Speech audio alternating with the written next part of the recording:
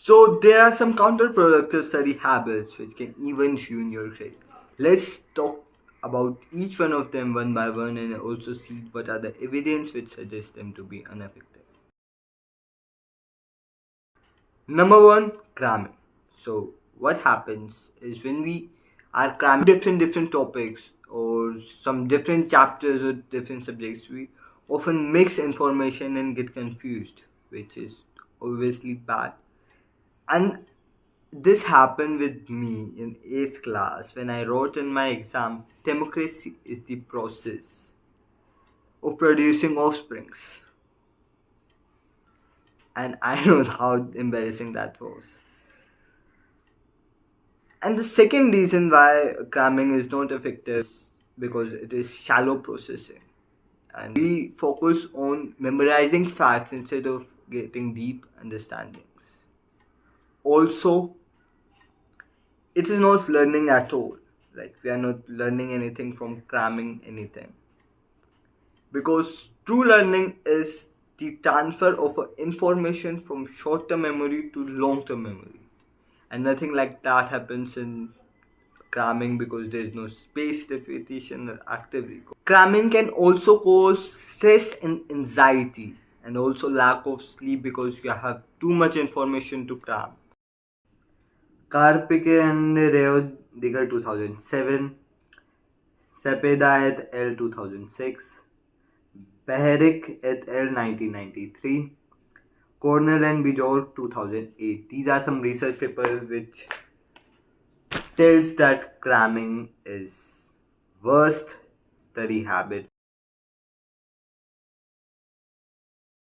Next counterproductive study habit is passive rereading. As the name suggests, it's passive and it has limited cognitive effect, and we don't engage with the material and we are just rereading it over and over again, which is time consuming also, and there's no active recall in it, and we don't know which part of that material we are weak on or we are struggling to recall.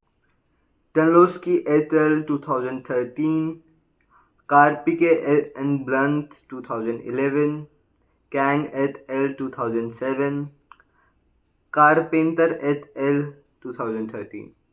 These are some research papers which suggest that passive rereading is the inefficient study habit. So let's move on to the third inefficient study habit. We often multitask, and this is the worst thing which we can do. We are listening to something, we are reading something else, and at the same time we are eating or we are walking.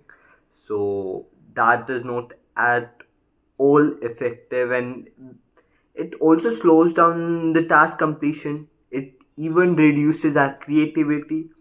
It also leads to stress and fatigue, and also it decreases learning. And sometimes we say, I can't focus, or my attention span is so low, and the main reason behind that is that we often multitask a lot.